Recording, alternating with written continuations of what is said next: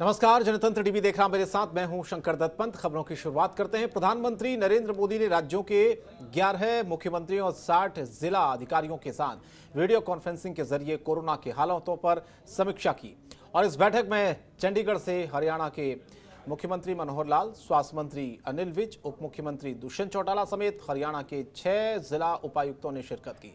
इसमें गुरुग्राम, फरीदाबाद, सोनीपत, पानीपत, हिसार और करनाल के उपायुक्त शामिल हुए।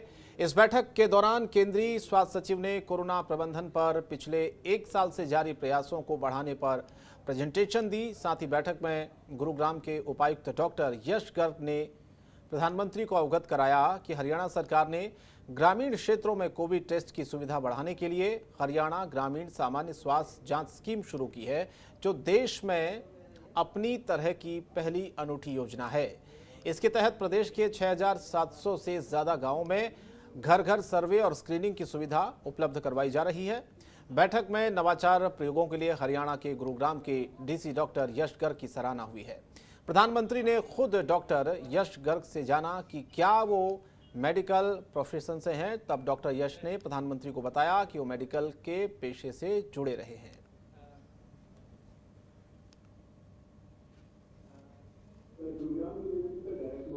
माननीय मुख्यमंत्री जी सर ज्वाइन करते हैं।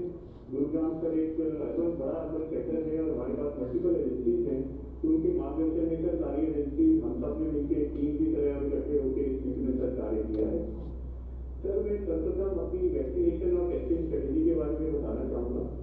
सर गुरुग्राम प्रशासन का हमारा शुरू से ही ये सोच थी कि सर हम पब्लिक तक जाएं, आम जनमानस तक जाएं, इस प्रक्रिया को डिसेंट्रलाइज करें, लोगों के डोर स्टेप तक लेके जाएं। तो सर इसी वजह से हमने RWA को, संस्थानों को, इंडस्ट्रीज को, कॉर्पोरेट्स को, सर सबको अपने साथ लिया। हमने RWA के कम्युनिटी सेंटर पे जाके अपार्टमेंट कॉम्प्लेक्सेस के कॉमन एरियाज में सर कॉर्पोरेट के वर्क प्लेसेस के इंडस्ट्रीज के अंदर जाके सर वैक्सीनेशन करी, सर टेस्टिंग करी। ड्राइव थ्रू वैक्सीनेशन का ऑर्गेनाइज किए सर, मोबाइल वैक्सीनेशन और टेस्टिंग वैन चलाई सर। इसके हमें परिणाम ये मिले कि सर हम गुरुग्राम में लगभग 6 लाख वैक्सीनेशन कर चुके हैं, जो लगभग हमारी 30% जनसंख्या है। इसके अलावा हम सर 1.5 लाख के ऊपर सेकेंड डोज भी लगा चुके हैं। और हरियाणा सरकार ने प्रदेश में ब्लैक फंगस के इलाज में इस्तेमाल होने वाली दवाओं को आयात करने का फैसला लिया है। चंडीगढ़ में हरियाणा के स्वास्थ्य मंत्री अनिल विज ने बताया कि फिलहाल प्रदेश में ब्लैक फंगस के इलाज में इस्तेमाल होने वाली दवाओं की किल्लत चल रही है, लेकिन इसके बावजूद सरकार प्रबंध कर रही है। साथ ही केंद्र सरकार से भी दवाओं की मांग की गई है। उन्होंने बताया है कि हरियाणा सरकार ने ब्लैक फंगस के इलाज में इस्तेमाल होने वाली टीके की 12,000 डोज केंद्र से तुरंत भेजने का आग्रह किया है। इसके अलावा देश भर के चिकित्सा विशेषज्ञों से भी हरियाणा के डॉक्टरों को वीडियो कॉन्फ्रेंसिंग के जरिए नई जानकारी दिलवाई जा रही है। अनिल विज ने बताया कि अब तक हरियाणा में ब्लैक फंगस के 226 मामले सामने आए हैं। सरकार ने ब्लैक फंगस के इलाज के लिए प्रदेश के सभी मेडिकल कॉलेजों में 20-20 बेड के वार्ड बना दिए हैं।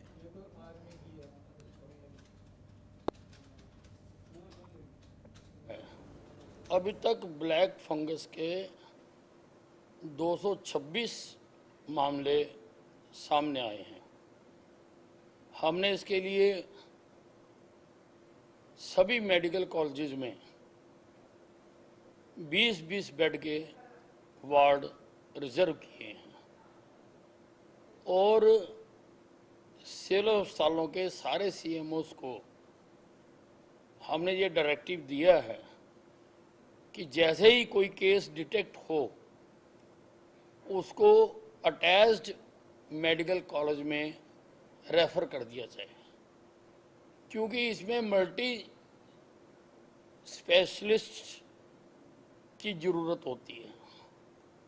ये कई जगह पर असर करता है, साइनस पे करता है, दांतों पे करता है, आंखों पे करता है, न्यूरो पे करता है। तो हमारे सारे मेडिकल कॉलेज में ये स्पेशलिस्ट अवेलेबल। और वहीं कृषि एवं पशुपालन मंत्री जेपी दलाल ने कोविड-19 संक्रमित रोगियों के लिए अमेरिका से ऑक्सीजन कंसंट्रेटर मंगवाए थे। जेपी दलाल ने अपने निजी कोष से 50 ऑक्सीजन कंसंट्रेटर मंगवाए थे, जो कि भिवानी जिले में पहुंचाए गए हैं। इनमें से 10 ऑक्सीजन कंसंट्रेटर लोहारू सामुदायिक स्वास्थ्य केंद्र के कोविड-19 केयर सेंटर में दिए गए। साथ ही 2 लाख रुपए की दवाइयां SMO को दी गई है।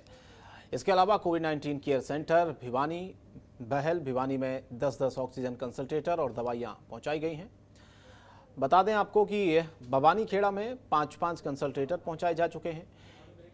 कृषि मंत्री के कार्यालय की तरफ से सचिव सोनू शर्मा ने बताया है कि कृषि एवं पशुपालन मंत्री जेपी दलाल ने ऑक्सीजन कंसंट्रेटर अमेरिका से मंगवाकर एक सराहनीय काम किया है।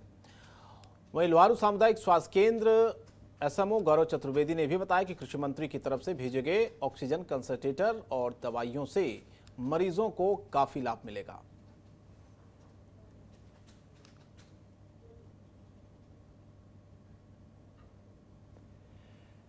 के लिए आए हैं और अब लोहारू सीएचसी में पहुंचे हैं, जो कि 2 लाख रुपए की दवाई और 10 कंसंट्रेटर दिए गए हैं यहाँ पे, और जरूरत पड़ने पर और भी दवाई मुहैया करवाई जाएगी। कहाँ भेज दिए गए? ये भिवानी, तोसाम, सिवानी, बहल, लोहारू भेज दिए गए हैं, और जो जहाँ भी जरूरत होगी वहाँ और भेज दिए जाएंगे। कितने आने और बाकी है? अभी तो कंसंट्रेटर की तो 50 की डिमांड की हुई थी, और दवाई की जरूरत पड़ी तो और आ जाएगी। हमारे सामुदायिक स्वास्थ्य केंद्र में कोविड केयर सेंटर बनाया गया है। इसमें हमारे मरीज फुल कैपेसिटी में एडमिट हैं, तो उसके लिए जेपी दलाल साहब एग्रीकल्चर मंत्री ने हमारे हॉस्पिटल में 10 ऑक्सीजन कंसंट्रेटर और 2 लाख रुपए की आवश्यक जरूरी दवाएं उपलब्ध करवाई हैं आज। अभी और कितनी जरूरत महसूस की जा सकती है? कितने पेशेंट यहाँ भर्ती हैं? हमारे पास अभी 12 पेशेंट एडमिट है, और हमने उनको अपनी लिस्ट बना के दी थी, वो हमको मिल गई हैं सारी दवाएं। जैसे आगे हमको जरूरत पड़ेगी हम उनको अवगत करा देंगे इस बारे में। कई सामाजिक संगठन भी आगे आ रहे हैं। हाँ जी, हमारे पास जैसे राजू कई सामाजिक संगठन द्वारा यहाँ पे हमारे कार्य किया जा रहा है। कुछ लोग द्वारा खाना भी दिया जा रहा है, कुछ लोग ने पहले भी दवा भी उपलब्ध करवाई है। और हरियाणा के कृषि मंत्री जयप्रकाश दलाल ने केंद्र सरकार की तरफ से खाद सब्सिडी बढ़ाकर 1200 रुपए करने का धन्यवाद किया है। क्या कुछ कहा उन्होंने, सुने।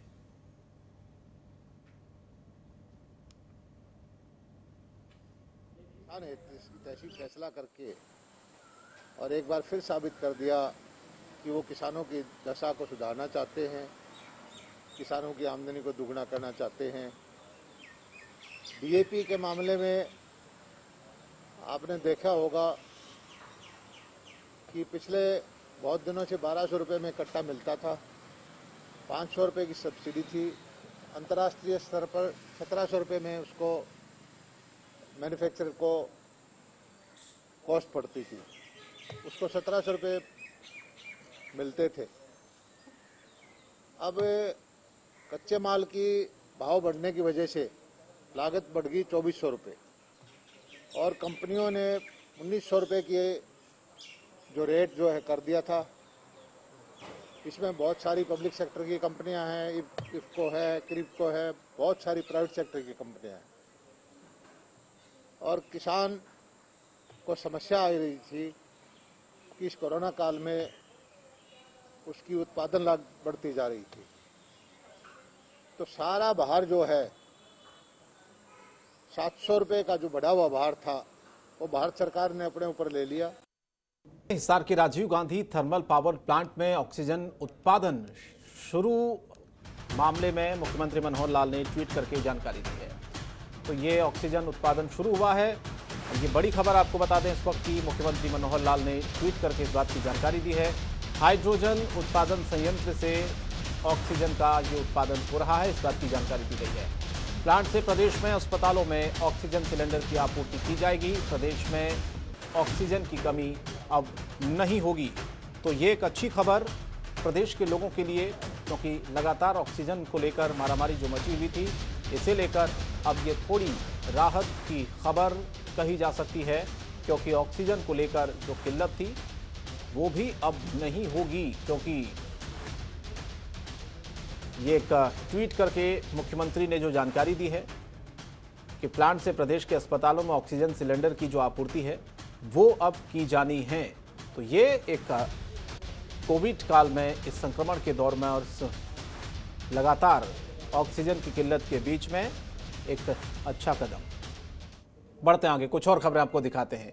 अप्रैल माह में अपने चरम पर जाने के बाद अब मई महीने में कोरोना महामारी की दूसरी लहर नीचे गिरने लगी है। हरियाणा के परिवहन मंत्री मुंचल शर्मा ने कहा कि प्रदेश में कोरोना के हालात तेजी से नियंत्रण में होते जा रहे हैं। ऐसे में परिवहन विभाग भी जरूरत के आधार पर बसों की संख्या बढ़ाने पर विचार करेगा। चंडीगढ़ में उन्होंने कहा कि कोरोना के चलते रोडवेज की सेवा प्रभावित है।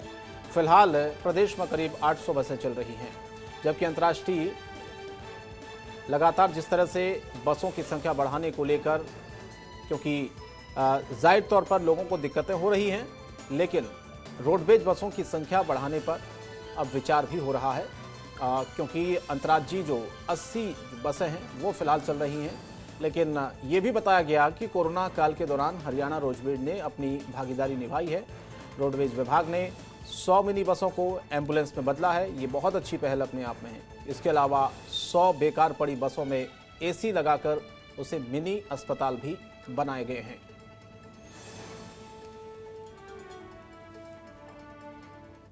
समय था और सबसे ज़्यादा कोरोना के पॉजिटिव केस पिछले महीने निकले थे। उस समय बसों के जो अपने जो रफ्तार थी उसको रोका हमने। जो दूसरे प्रदेश में या अपने प्रदेश में जो जरूरी बसें थी, जहां सेवा है, जहां हॉस्पिटल है, बाजार है, जिले हैं, उन्हीं बसों को हमने चलाकर परमिशन दी थी। आज भी हरियाणा में हमारी 800 बस चल रोड पे है और 70-80 दूसरे प्रदेशों में हमारी बस आज भी जारी है। जैसे जैसे कोरोना के ऊपर से गाइडलाइंस आएंगी सरकार की तरफ से,